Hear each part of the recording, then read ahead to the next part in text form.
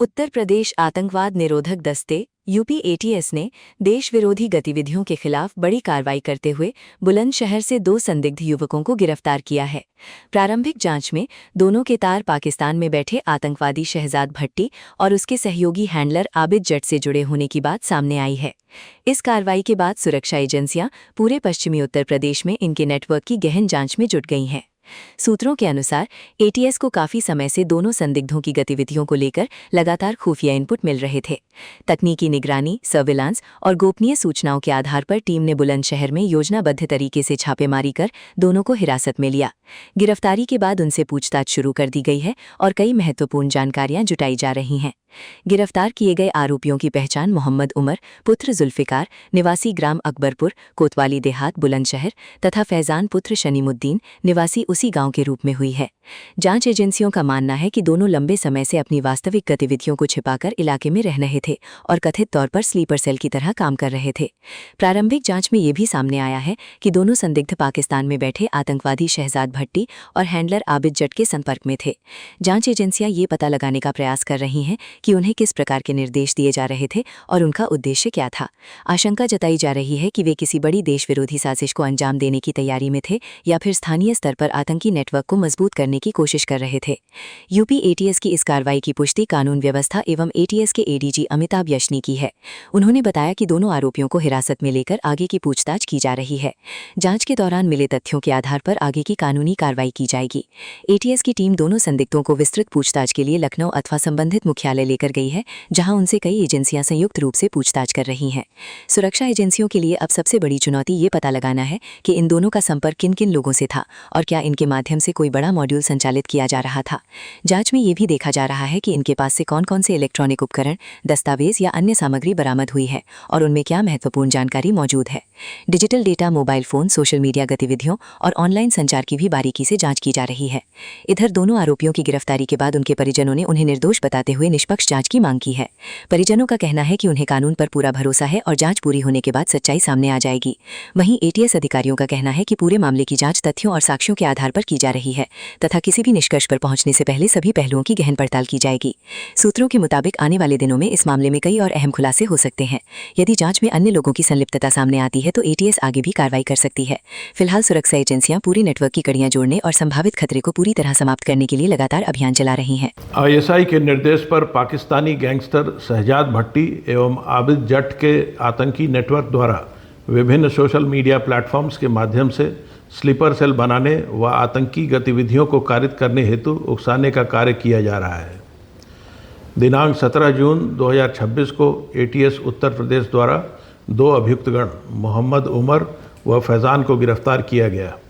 ये दोनों पाकिस्तानी गैंगस्टर्स के निर्देश पर आबिद जट के फ़ोटो विभिन्न स्थानों पर चस्पा कर भय एवं आतंक का माहौल पैदा करना चाहते थे। इनके द्वारा बुलंदशहर में कई स्थानों पर पाकिस्तानी डॉन आबिद जट लिखा हुआ आबिद जट का फोटो पोस्टर लगाया गया था और उसका वीडियो भी बनाकर भेजा गया था। इन लोगों को आर्मी कैंट की रेकी करने का भी टास्क दिया गया था। इनके पास से आबिद जट के पोस्टर लगाते हुए वीडियोज़, आबिद जट के पोस्टर्स व अन्य डिजिटल साक्ष्य भी प्राप्त हुए हैं। गिरफ्तार अभियुक्तों के विरुद्ध सुसंगत धाराओं में अभियोग पंजीकृत कर विधिक कार्रवाई की जा रही है। ये बताइए क्या आपका नाम है और आपका जो बेटा है वो यूपी केस में आया, बताया जा रहा है कि जो पाकिस्तानी आतंकवादी हैं उनसे कैसे जुल्फकार नाम मेरा, जुल्फकार अहमद जी। तमाम आरोप आपके बेटे पे लग रहे हैं जी, तो इन पर आपका क्या कहना है? मुझे कोई जानकारी नहीं, बिल्कुल भी जानकारी नहीं। जानकारी मुझे कोई भी नहीं। बेटा करता क्या था? खेती कराया, मजदूरी कराया। खेती बाड़ी है आपके? जी, खेती बाड़ी। क्या उम्र है उम्र की? उम्र 18 साल तकरीबन। आपके कितने बच्चे कुल? 10 बच्चे। बेटा बेटी? 4 बेटी 6 बेटे। और ये कौन सा नंबर है? 9वें नंबर का। ये बिल्कुल पढ़ा लिखा नहीं था? बिल्कुल अनपढ़, बिल्कुल कोई पढ़ा लिखा नहीं। आप कब से रह रहे गाँव में? 20 साल से। उससे पहले? मऊ खेड़ा रहने वाले जी। अच्छा, मोबाइल को उस पर व्यस्त रहता था? मोबाइल मैंने उसका एक तोड़ दिया, उसने मेहनत मजदूरी करके दूसरा खरीद लिया। अच्छा, कभी आपको ये एहसास हुआ, क्योंकि उस पर आरोप ये है कि वो जो आतंकवादी है पाकिस्तान के और उनके हैंडलर्स जो हैं उनके बैनर पोस्टर को जो चस्पा करता था, व्हाट्सएप और सोशल मीडिया प्लेटफॉर्म पर उनको वायरल करता था, तो और उसके बदले उसको पैसा मिलता था। तो इसमें कितनी मुझे कुछ भी पता नहीं इसके बारे में, कुछ भी पता नहीं, कुछ भी पता नहीं बिल्कुल भी इसके बारे में। पुलिस वाले कब आए? मंगल के दिन सुबह 9 बजे सो रहा था ये घर पे। वो जब ये गिरफ्तारी हुई तो आपका बेटा कहाँ था? ये घर में कमरे में था अंदर, यहीं से पकड़ यहीं से पकड़ के ले गए, कमरे में सो रहा था अंदर। क्या कही आपसे आकर? मैं घर पर नहा, मैं तो दरियापुर गया। क्या कहा? क्या कहा भाई? चलो आपके और जो एक पड़ोसी आपका लड़का जी। बोला गया आपके साथ में, जी। इन दोनों की क्या करैक्टर थे? दोस्त नहीं, दोस्त नहीं थे जी। कोई बातचीत नहीं की? नहीं, कोई दोस्ती कोई नहीं।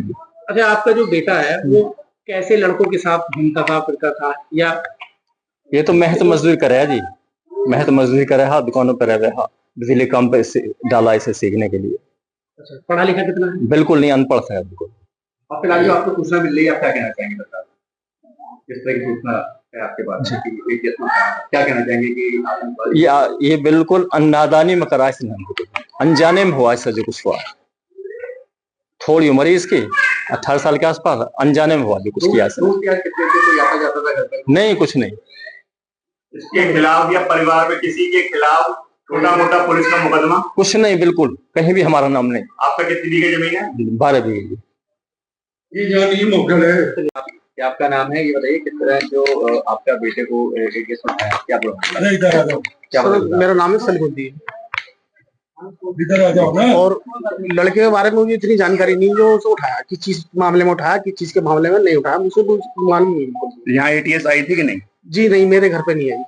तो कहाँ से उठाया था? उसको मसूरी से उठाया था। मसूरी डासना या मसूरी नहाने जाते हैं वहाँ पर, अच्छा, वहां से उठाया। ये क्या करता था? जो सब इन्वेटर काम करता था। ये बताएंगे मदरसे में भी इसने पढ़ाई करी है? नहीं, मदरसे में तो आज तक ही नहीं गया वो। अच्छा, और इसका दूसरा साथी जो उठाया उसका क्या नाम है? उसको मेरे को मालूम नहीं। अच्छा, हाँ, मेरे बेटे की पता बस उसको। आपके कितने फैमिली में लोग हैं? मेरी फैमिली में 7 लोग हैं। कौन कौन? मेरे में एक तो मैं हूँ, मेरी बीवी है, 5 बच्चे हैं। अच्छा, ये सबसे बड़ा है या सबसे छोटा? नहीं, छोटा है, ये तीसरे नंबर का है ये। अच्छा, बाकी दो क्या करते हैं? वो छोटे हैं।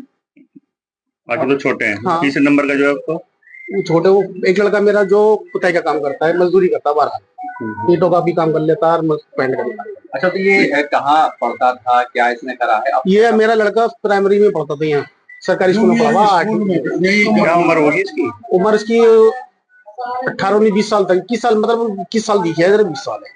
अब क्या काम कर रहा था फिलहाल वो इन्वर्टर काम सीखता था।